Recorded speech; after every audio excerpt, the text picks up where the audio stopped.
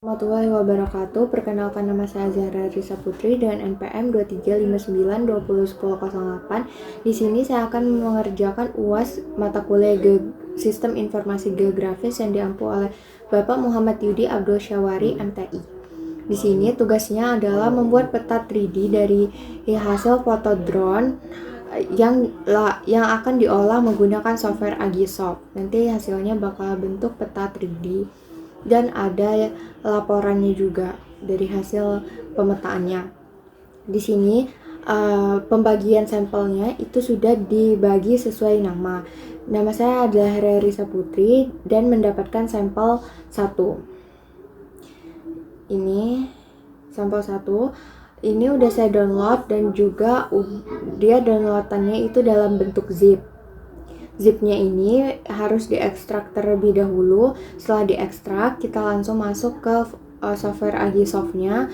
Lalu kita masukkan foto Agisoft-nya, fotonya ke Agisoft. Dengan cara kita klik workflow lalu add foto. Masukkan semua foto-foto yang ada yang udah diekstrak di sampel 1 tadi ke dalam software Agisoft ini.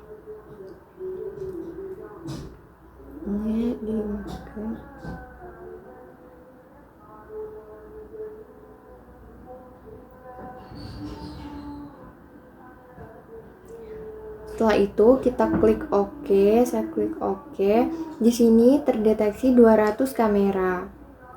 Dan ini dia foto-fotonya dari DJI 0241 sampai dengan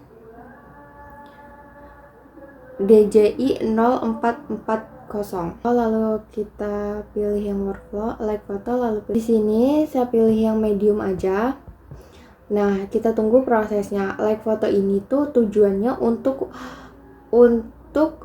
membuat titik-titik khas atau key point pada setiap fotonya, lalu mencocokkannya dengan foto lain yang memiliki area tumpang tindih.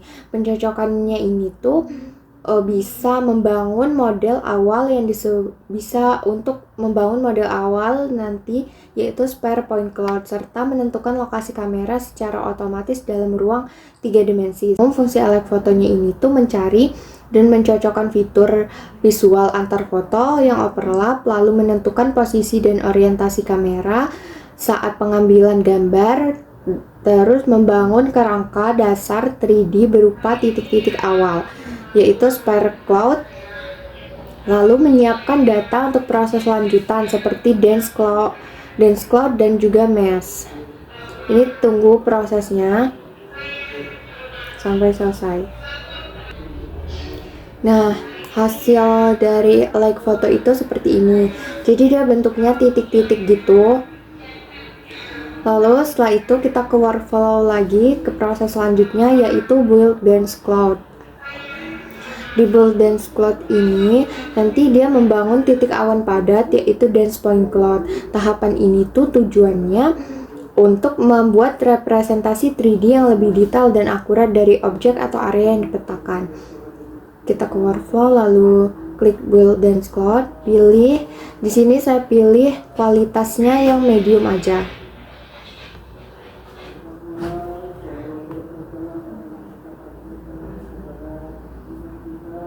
Terus setelah itu tunggu sampai prosesnya selesai, nanti dia bakal jadi seperti ini. Dia titik-titiknya akan jadi lebih padat dibandingkan proses awal tadi, yaitu like foto tadi. Dia ini nanti mencocokkan fitur yang sudah dihitung sebelumnya, nanti dianalisis, menghitung jarak, serta kedalaman atau depth-nya. Hasil kumpulannya ini tuh jadi lebih rapat dibandingkan proses like foto yang pertama tadi. Fungsi dari build dense cloud ini tuh untuk merepresentasikan 3D yang lebih detail dengan jumlah titik yang jauh lebih banyak dibandingkan like foto tadi. Lalu menyimpan informasi permukaan objek termasuk bentuk, tekstur, dan juga konturnya. Lalu menjadi dasar untuk pembuatan mesh dan juga menghasilkan bagian-bagian yang tidak perlu melalui klasifikasi dan filtering misalnya vegetasi atau noise. Lalu selanjutnya ke workflow lagi, lalu pilih yang build mask. Ini hasilnya kayak gini, jadi lebih padat dibandingkan yang pertama. Lalu kita klik yang build mask. Di build mask ini tuh langkahnya udah langsung otomatis di medium, jadi nggak perlu ada yang diubah. Setelah itu klik OK.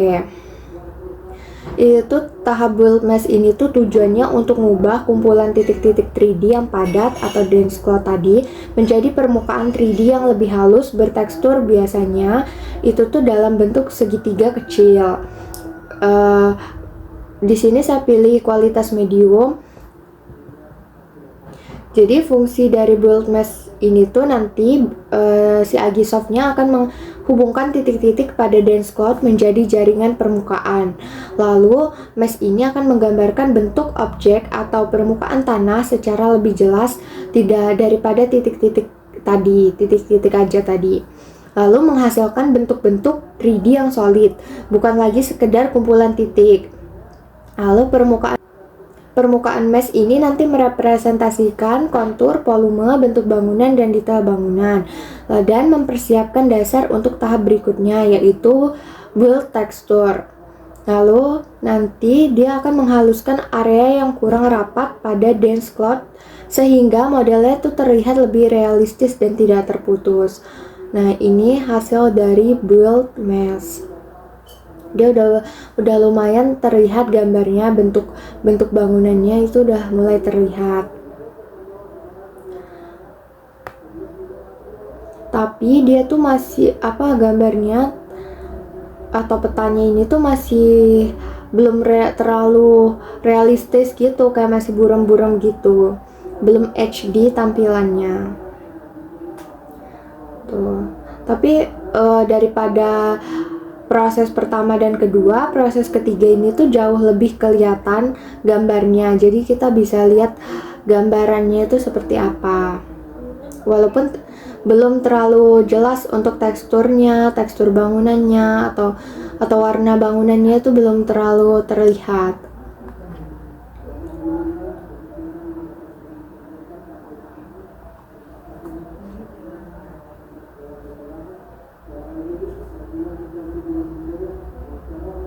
Nah, ini.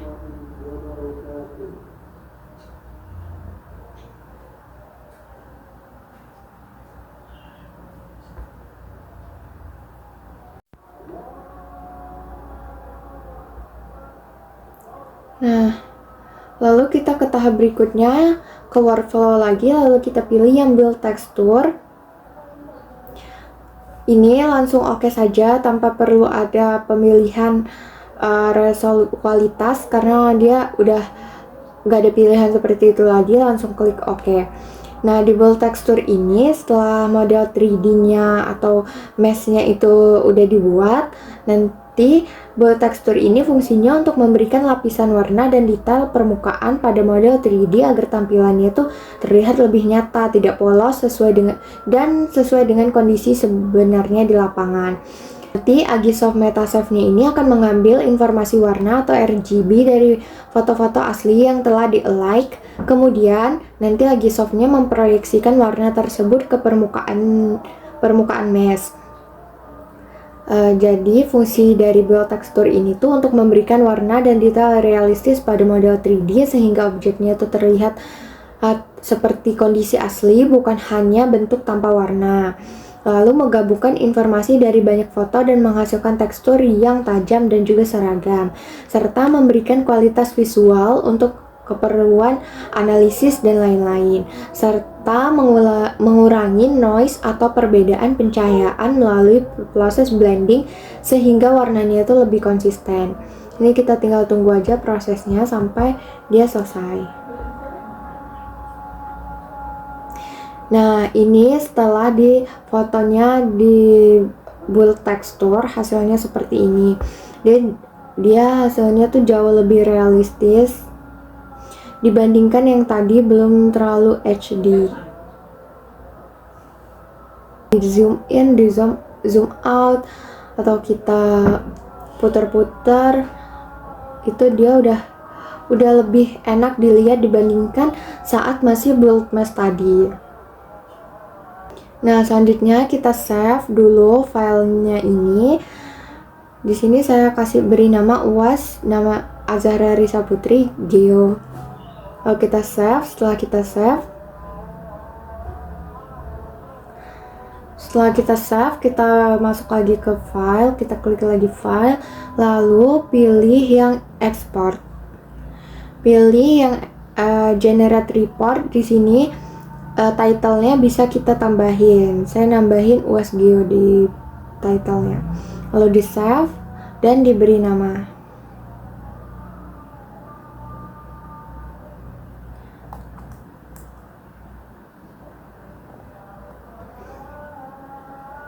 Setelah itu kita tinggal tunggu sampai menghasilkan report dalam bentuk PDF.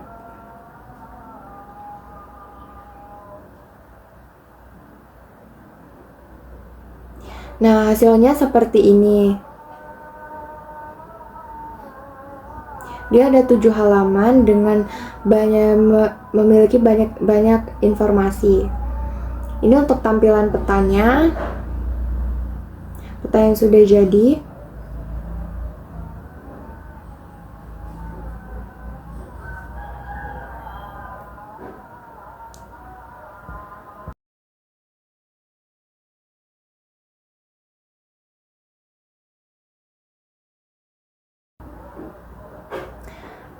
Nah, jadi ini di bagian atas itu ada pilihan untuk melihat proses-proses sebelumnya.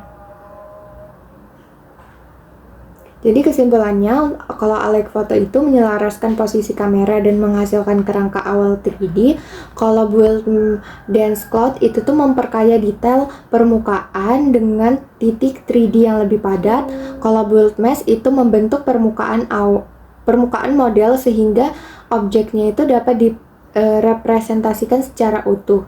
Sementara kalau Build Texture itu memberikan warna dan detail visual sehingga modelnya itu terlihat lebih realistis sesuai kondisi yang sebenarnya. Ini ada pilihannya, kita bisa lihat proses-proses sebelumnya di bagian segitiga atas ini.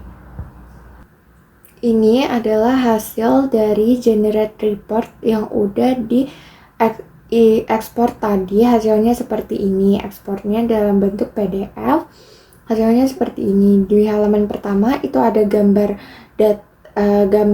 peta yang udah dibuat 3D tadi. Lalu ada judulnya. Terus di halaman kedua ini ada survei data.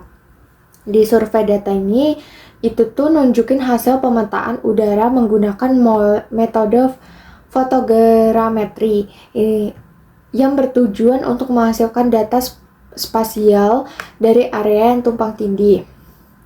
Pada bagian tengah gambarnya ini kelihatan kalau misalnya ada titik-titik hitam yang merepresentasikan posisi kamera saat pengambilan foto udara. Posisi titik-titik ini menunjukkan kalau misalnya pemotretannya itu dilakukan secara teratur dan saling tumpang tindih atau overlap. Agar proses rekonstruksi 3D-nya itu berjalan dengan baik. Warna latar belakangnya ini nunjukin tingkat kerapatan dan overlap citra. Warna biru itu menandakan area dengan cakupan foto yang baik dan juga stabil. Sedangkan warna hijau hingga warna merah di bagian tepi itu menunjukkan area dengan overlap yang lebih rendah, yang biasanya terjadi di batas area pemetaan. Bagian bawahnya ada informasi tentang jumlah foto yang diambil, itu ada 200 gambar, terus ada jumlah stasiun kameranya, ada 200 titik, serta ketinggian terbang drone-nya itu ada di 200, tinggi kameranya itu ada di 202 meter. Lalu untuk resolusi permukaan tanah atau GSD-nya itu ada 7,66 cm per pixel. Luas areanya yang dipetakan itu 0,503 km². Datanya ini nunjukin kalau misalnya surveinya itu dilakukan dengan kepadatan data yang cukup tinggi agar pemetaannya itu memiliki detail yang baik.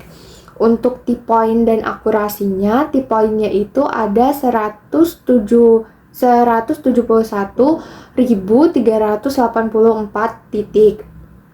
Lalu proyeksinya itu ada 626.354. Untuk reprojection errornya itu ada 1,33 pixel. T-pointnya ini merupakan titik kesamaan antar foto yang digunakan software untuk menyelaraskan dan menggabungkan seluruh citra. Nilai reprojection errornya ini tuh rendah, itu nunjukin kalau misalnya hasil kalibrasinya dan penyelarasan kameranya itu sudah cukup akurat. Di bagian bawahnya itu ada spesifikasi kamera. Untuk model kameranya itu ada FC330 3.61 mm.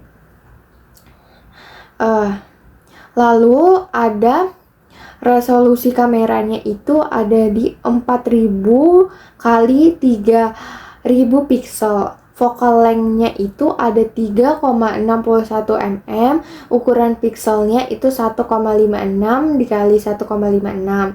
Untuk pre-calibrated-nya itu enggak digunain di kameranya.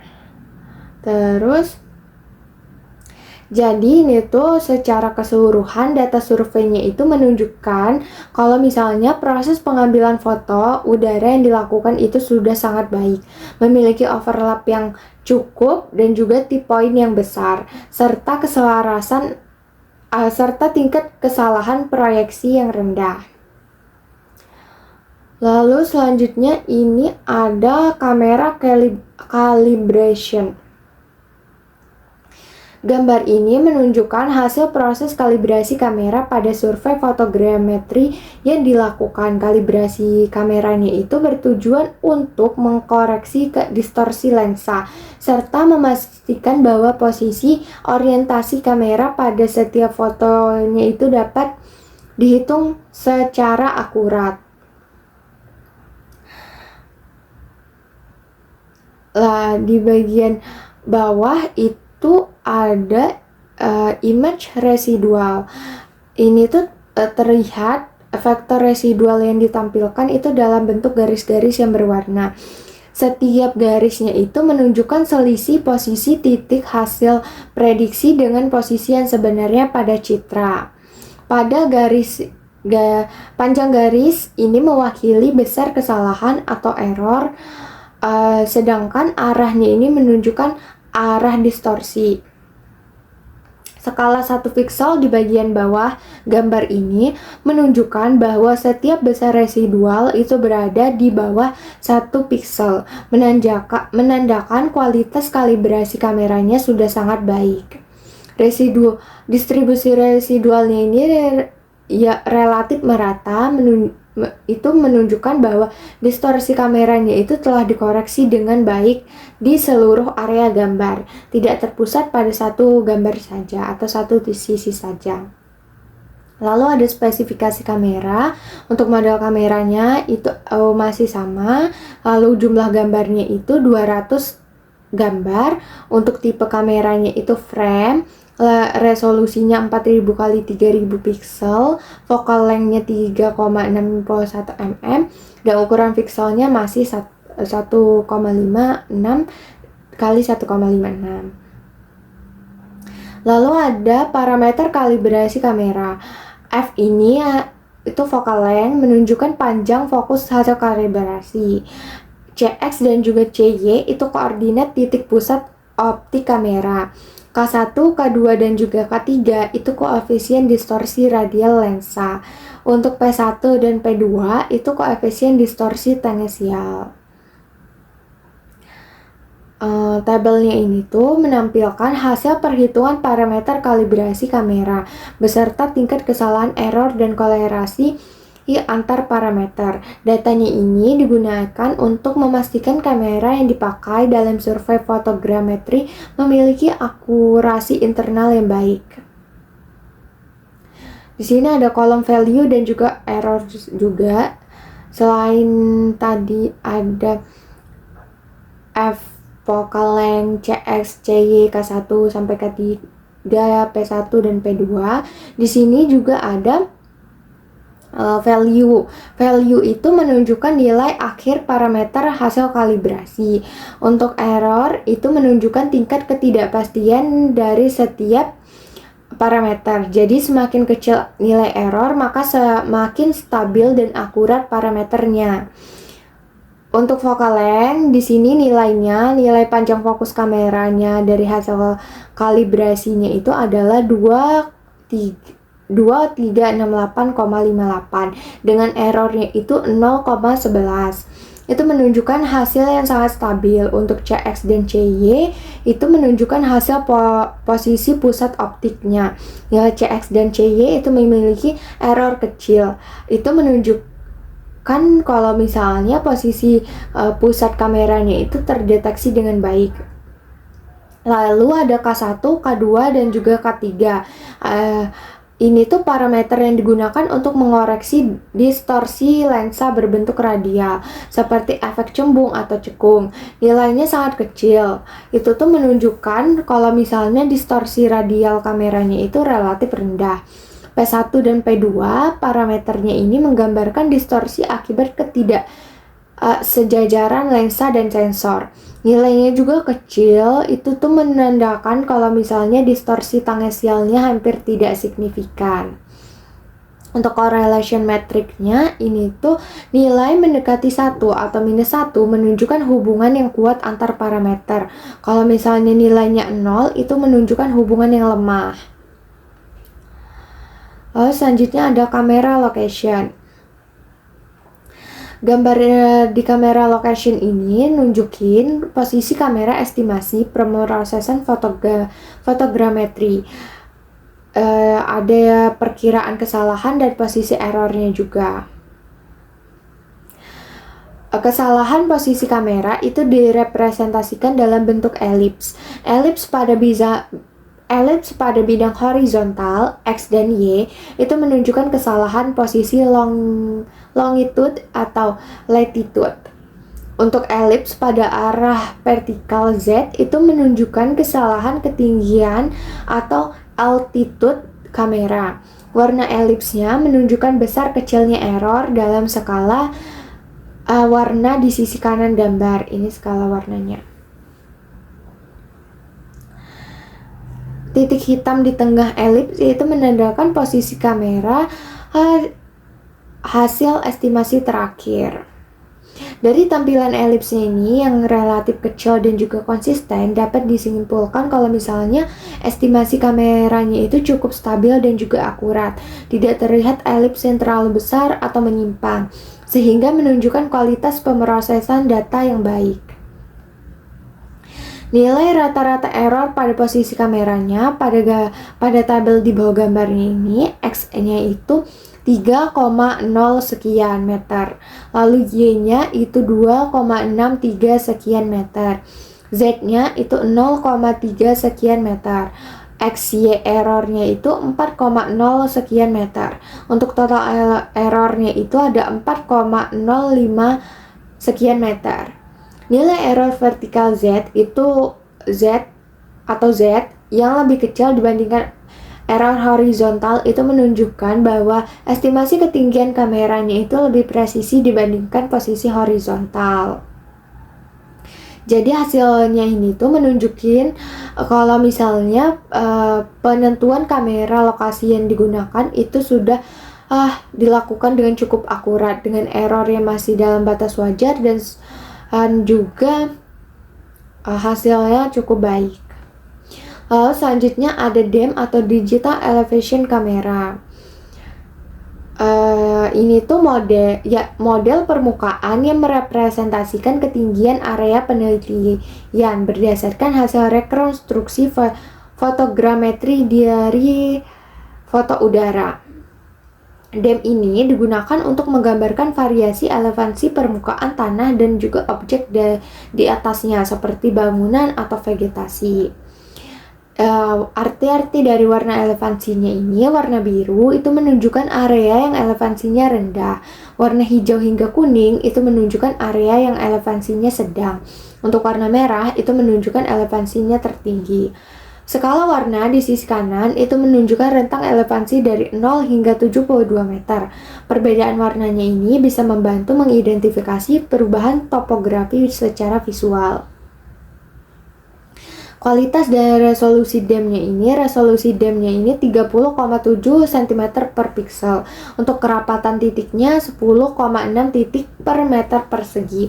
Nilainya menunjukkan kalau misalnya DEM yang dihasilkan memiliki tingkat detail yang cukup tinggi, sehingga mampu merepresentasikan kontur permukaan secara jelas.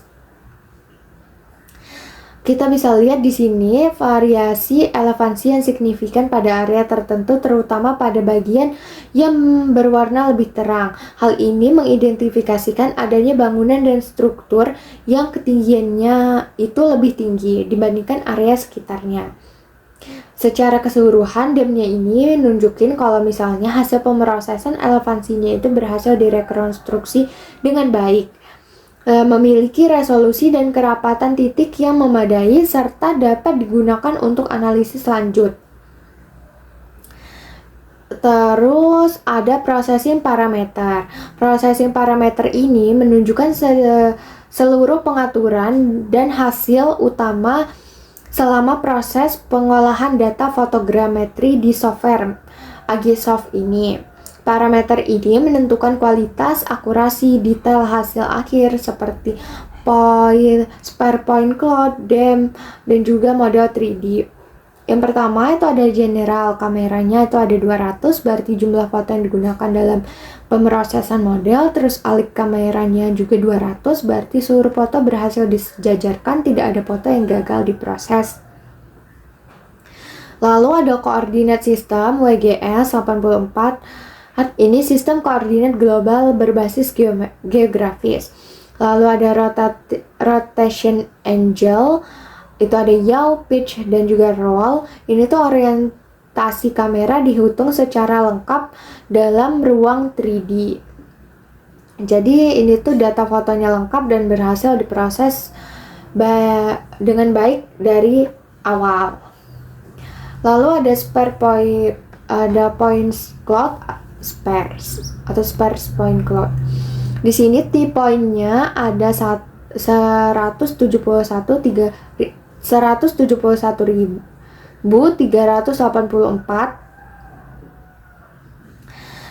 Ini tuh titik kesamaan antar foto yang digunakan untuk penyelarasan. Projection ini tuh jumlah proyeksi titik pada seluruh foto. RMS, reprojection error, ini tuh nilai kesalahan proyeksi yang relatif lebih kecil. Akurasi alignment-nya berarti baik. Main key point-nya size-nya itu 7,51 pixel. Ini tuh ukuran fitur citranya cukup jelas yang untuk dikenali softwarenya. Untuk key point itu ada 3 band. Itu data fitur citranya berhasil tersimpan dalam format standar. Jadi penyelarasan fotonya itu stabil dan juga akurat. Lalu selanjutnya ada alignment parameter. Akurasinya saya pakai medium, tingkat akurasinya tuh medium. Lalu untuk reference preselection itu search, itu menggunakan data referensi untuk membantu penyelarasan. Key point limitnya 40.000, T-point limitnya 4.000. Itu pembatasan titik agar prosesnya itu lebih efisien. Lalu ada adaptive kamera, model fittingnya itu 0. Berarti model kameranya itu tidak disesuaikan secara adaptif. Jadi pengaturannya ini tuh cocok untuk pemetaan area menengah dengan hasil yang stabil, karena saya pakai medium tadi. Lalu ada deep maps. Ini deep maps-nya 200, berarti semua foto yang digunakan untuk pembuatan kedalaman. Kualitasnya medium. Filtering mode-nya itu mild. Ini tuh penyaringan ringan untuk mengurangi noise tanpa menghilangkan detail penting.